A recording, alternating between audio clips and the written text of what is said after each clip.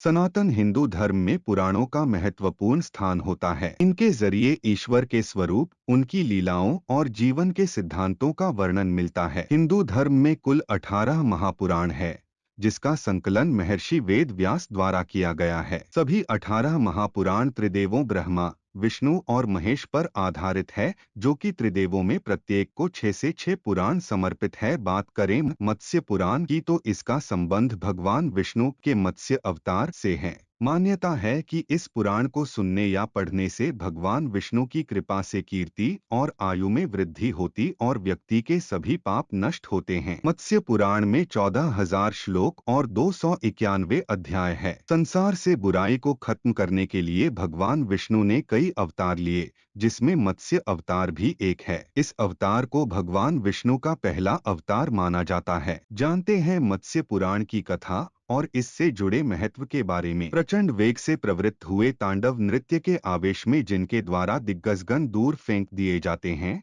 उन भगवान शंकर के चरण कमल हम सभी के विघ्नों का विनाश करें। मत्स्यावतार के समय पाताल लोक से ऊपर को उछलते हुए जिन भगवान विष्णु की पूंछ के आघात से समुद्र ऊपर को उछल पड़ते हैं तथा ब्रह्मांड खंडों के संपर्क से उत्पन्न हुई अस्तव्यस्तता के कारण संपूर्ण पृथ्वीमंडल को व्याप्त करके पुनः नीचे गिरते हैं, उन भगवान के मुख से उच्चरित हुई श्रुतियों की ध्वनि आप लोगों के अमंगल का विनाश करे। नारायण, नरश्रेष्ठ नर तथा सरस्वती देवी को नमस्कार कर तत्पश्चात जय, महाभारत, पुराण आदि का पाठ करना चाहिए। जो अजन्मा होने पर भी क्रिया के संपर्क से नारायण नाम से स्मरण किए जाते हैं। त्रिगुण सत्व रजस तमस रूप हैं एवं त्रिवेद ऋक् यजुः साम जिनका स्वरूप है, उन स्वयंभू भगवान को नमस्कार है। एक बार दीर्घकालिक यज्ञ की समाप्ति के अवसर पर नैमिषारण्य निवासी शौनक आदि मुनियों ने एकाग्रचित्त से बैठे हुए सूत जी का बारंबार अभिनंदन करके उनसे पुराण संबंधिनी धार्मिक एवं सुंदर कथाओं के प्रस इस दीर्घ संहिता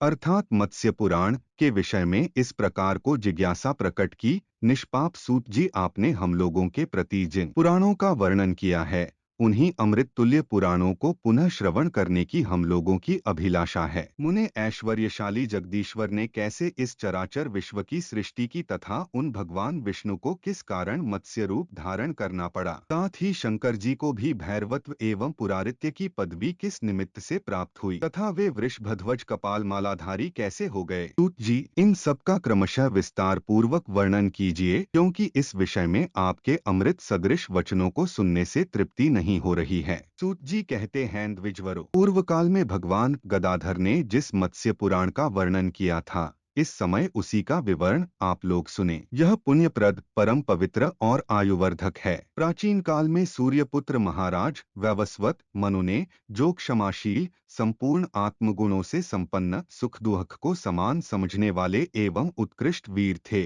पुत्र को राज्यभार सौंपकर मल्याचल के एक भाग में जाकर घोर तप का अनुष्ठान किया था। वहां उन्हें उत्तम योग की प्राप्ति हुई। इस प्रकार उनके तप करते हुए करोड़ों वर्ष व्यतीत होने पर कमलासन ब्रह्मा प्रसन्न होकर वरदाता रूप में प्रकट हुए और राजा से बोले, वर मांगो। इस प्रकार प्रेरित किए जाने पर वे महाराज मनु पितामह ब्रह्मा को प्रणाम करके बोले, भगवान, मैं आपसे केवल एक सर्वश्रेष्ठ वर मांगना चाहता हूँ। वह यह है कि प्रलय के उपस्थित होने पर मैं संपूर्ण स्थावर जंगमरूप जीव समूह की रक्षा करने में समर्थ हो सकूं। तब विश्वात्मा ब्रह्मा एवं स्तु ऐसा ही हो कहकर वहीं अंतर्धान हो गए। उस समय आकाश से देवताओं द्वारा की गई महती पुष्पवृष्टि होने लगी। 11-17 एक समय की बात है। आश्रम में पितृतर्पण करते हुए महाराज मनु की हथेली पर जल के साथ ही एक मछली आ गिरी। उस मछली के रूप को देखकर वे नरेश दयार्द्र हो गए तथा उसे उस कमंडल में डालकर उसकी रक्षा का प्रयत्न करने लगे। एक ही दिन रात में वह वहां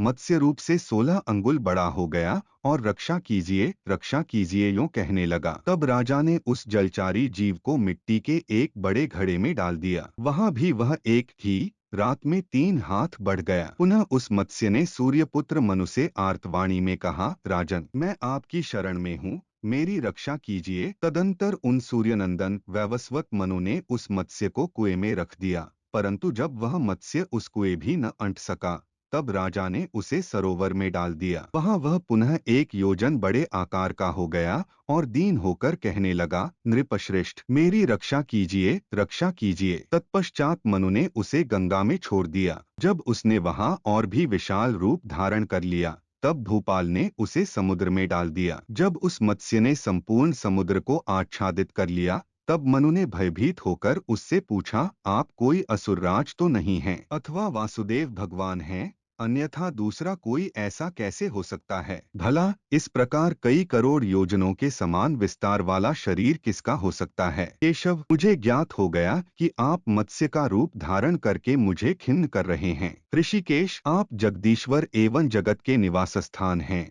आपको नमस्कार है। अब मत्स्य रूपधारी वे भगवान जनार्दन यों कहे जाने पर बोले, निष्पाप, ठीक है, तुमने मुझे भली भांति पहचान लिया है। भोपाल, थोड़े ही समय में पर्वत, वन और काननों के सहित यह पृथ्वी जल में निमग्न हो जाएगी। इस कारण पृथ्वी पे संपूर्ण जीव समूहों की रक्षा करने के लिए समस्त देवगणों द्वारा इस नौका का निर्माण किया गया है। सुव्रत, जितने स्वेदज, अंडज और उद्भिज जीव हैं तथा जितने जरायुज जीव हैं, उन सभी अनाथों को इस नौका में चढ़ाकर तुम उन सब की रक्षा करना राजन। जब युगांत की वायु से आहत होकर यह नौका डगमगाने लगेगी, उस समय राजेंद्र तुम उसे मेरे इस सींग में बांध देना। तदंतर पृथ्वी पे प्रलय की समाप्ति में तुम जगत के समस्त स्थावर जंगम प्राणियों के प्रजापति होगे। इस प्रकार कृतयुग के प्रारंभ में सर्वज्ञ एवं धैर्यशाली नरेश के रूप में तुम मनवंतर के भी अधिपति होगो। उस समय देवगण तुम्हारी पूजा करेंगे।